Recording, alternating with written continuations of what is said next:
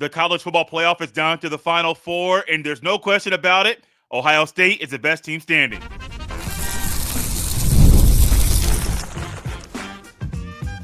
You are Locked On Buckeyes, your daily podcast on the Ohio State Buckeyes.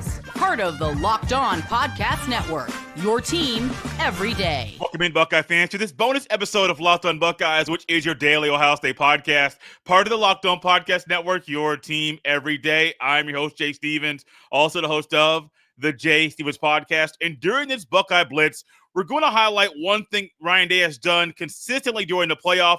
But first, the college football playoff is down to the Final Four, and there's no question about it.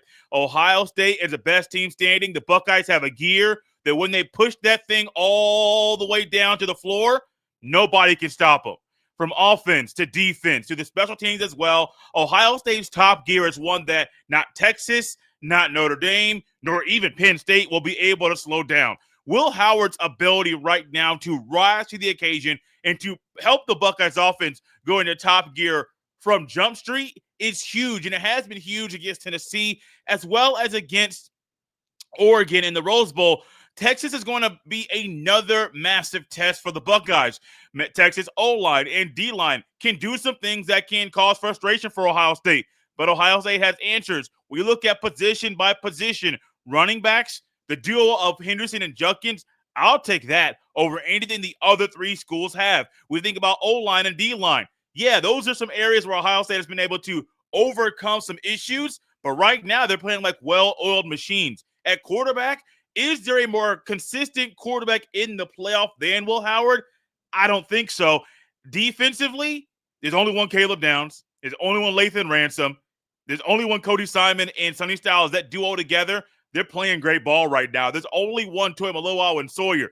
This team right now is playing at a way that I don't think anybody in the playoff will be able to stop Ohio State's top gear. We know what Ohio State can be when they're not hitting on all cylinders. That is still one of the best teams in the country. In the way that the committee saw it, they're top six. They have made it to the Final Four. And this team right now must continue to keep their foot on the gas all game long. Don't let up. Don't let anybody think they'll be able to infiltrate and try to solve the riddle that Ohio State has put out there on that day. Also, what goes into the team being the best team remaining in the playoff is the coaches. I mean, Chip Kelly early is showing everybody we have certain things at our disposal that you don't have. When Ohio State drop backs to pass, that you don't just have to account for Carnell Tate, Emeka Buka, and Jeremiah Smith, Henderson or Judkins, as well as a tight end. Everybody that's going out for a route is a threat in the passing game, while other schools aren't able to say that. You think about Penn State, as elite as some of the players are on Penn State, they don't utilize those players as consistently as they need to. We saw that against when Penn State played Ohio State. Tyler Warren didn't touch the ball inside the 5-yard line after he got them down to the 5-yard line. If you look like the Penn State's last game of the playoff, there are times you're thinking about Andy Kotelnicki and wondering, what are you doing? You can do certain things that can inflate this lead a whole lot larger than it is, but you're just not doing it. Notre Dame, I like Notre Dame. I think Notre Dame is possibly the team I'm leaning towards from the Orange Bowl to be in the national championship. They could do some good things. Their defense is elite as well. But I do think while Notre Dame's defense is elite, Ohio State has the guys and the goods to overcome anything Notre Dame throws at them. He got Texas, Quinn Ewers. We really haven't touched much on Quinn Ewers a lot since the win over Oregon, but Quinn Ewers is a good quarterback. If you go back and watch the game against Arizona State, now it did go into overtime, and that's a whole other thriller in and of itself, but Quinn Ewers has the goods, man. He has some issues. He has some limitations. Will Howard does too. But Quinn Ewers has some things that if you allow him to get comfortable, he can cook you. But here's the luxury for Ohio State. They have found a way, either with pressure with the front four early and they drop back, or via the defensive backs or linebackers being so good in coverage that the quarterback is forced to hold the ball 3, maybe 4 seconds. And instead of the defensive lineman just saying, oh, man, going to take this play off. No, they're pursuing, they're pushing, they're consistently getting pressure on the quarterback. And so while every team remaining in the playoff is good, I'm not saying anybody's bad. Notre Dame, Penn State, Texas. If you've gotten this far in this thing, you've had to do a lot of things right.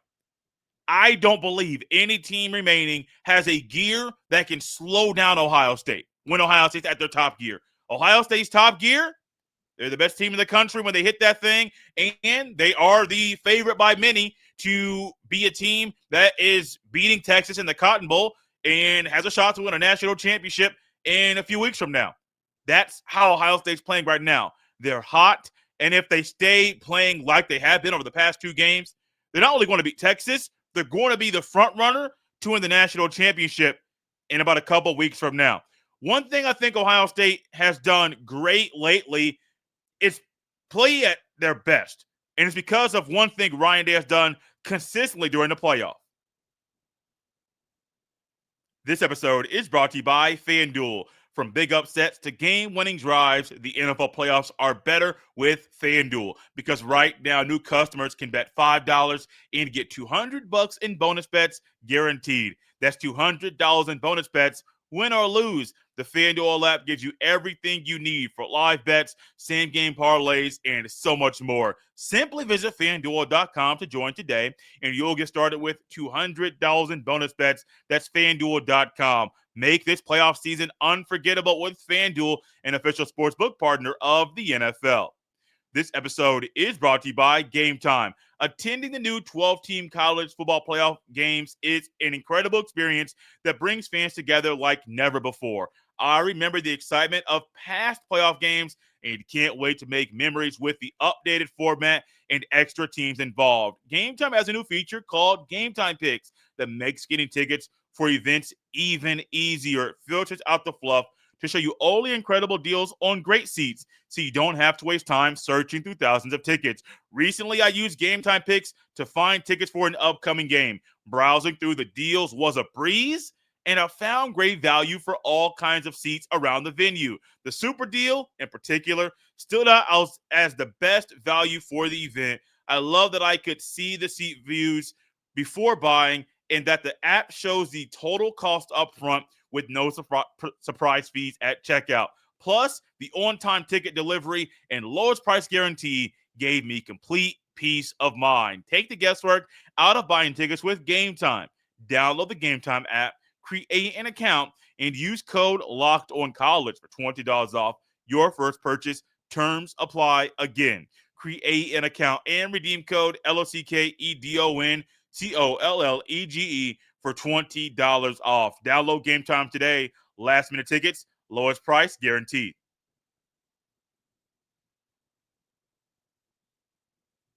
Thank y'all for tapping into this bonus episode right here on Locked On Buckeyes, part of the Locked On Podcast Network, your team every day. One thing Ryan Day has done at a high level over the past few weeks is push the right buttons. A man that was under a lot of scrutiny, a man that's been criticized for a lot of things that have gone wrong during his tenure in Columbus, has found a way to push the right buttons at the right time of year. The Buckeyes are hot, and they are the hottest team in the country.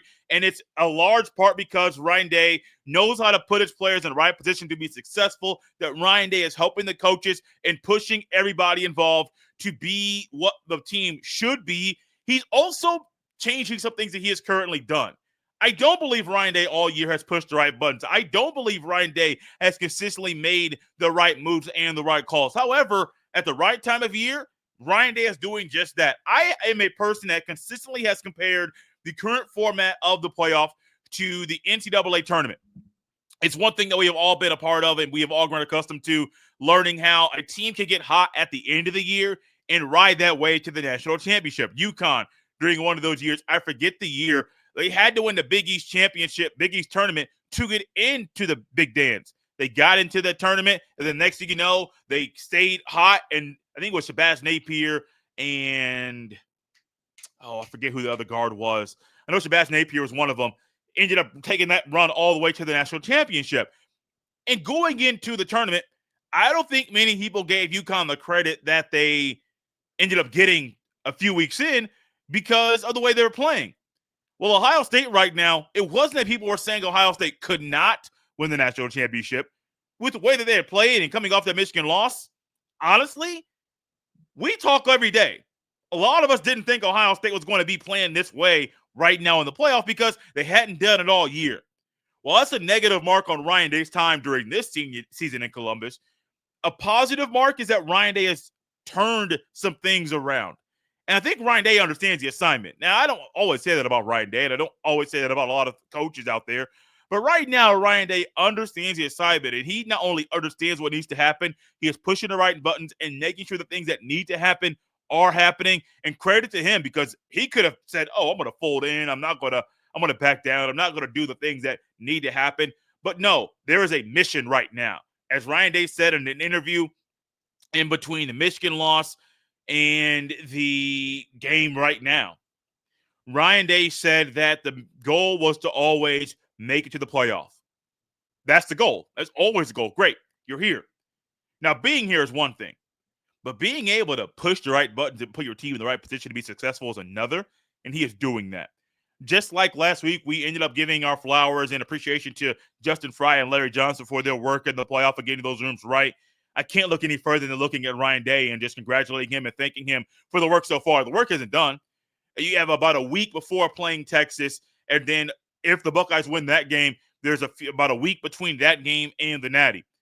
There's a lot of time for Ryan Day to figure out some things, tinker with some things, and figure out the right ways to get the offense and the defense in the right positions to be successful. Also, credit him for helping Jaden Fielding's confidence over the past few weeks, really since that Michigan loss. Missing 2 kicks in that game was a negative mark for him, but also that's a great way for you to lose confidence as a kicker. Biggest game of the year, you miss 2 kicks, team ultimately loses. The week of the Tennessee game, there was a kicking competition. Game was on a Saturday night. They were going to decide things on a Wednesday, a few days before the game. That doesn't sound great at all. But Ryan Day found a way to help build confidence in Jaden Fielding, and he made a couple kicks in the win over Oregon. That's huge. That's going to be a massive benefit for the Buckeyes going forward because something tells me in the game against Texas, you might need to rely on Fielding's leg. And it's him building confidence right now. It's huge. I think he's going to go into that thing more confident than he would have been if he didn't make those 2 kicks in the Rose Bowl. Ryan Day done a great job pushing the right buttons, and I hope you continue to push the right buttons going to the massive matchup with Texas in the Cotton Bowl Classic. Thank y'all for tapping into this Locked On Buckeyes bonus episode, a quick Buckeye Blitz for you on a Sunday. We're going to be doing some of these more often to try to get you everything you need to do. Also, the Buckeyes basketball team, unfortunately, lost on Friday night to Michigan State. It was a 7-point loss. They weren't able to handle the bigs that Michigan State had. Their center, forget his last name, ended up having a season high in his points for that day at 15 points. Another guy from Michigan State had 10 rebounds. The Buckeyes couldn't handle the size, and that's one thing going forward in Big Ten play, as you know that there's going to be some big boys out there on the basketball court. Debo's going to have to figure out a way for the Buckeyes to handle the physicality during a grueling Big Ten slate. You can follow me on X at jstevens07 or Blue Sky jstevens072. Send every email to jstevens317@gmail.com. Got a loaded week leading up, loaded week of shows leading up to the Buckeyes and the Longhorns in the Goodyear Cotton Bowl Classic. I can't wait. Wish we could fast forward to that thing, but we can't. So make sure you subscribe to Locked On Buckeyes on YouTube or Apple or Spotify or wherever you get your fine podcasts.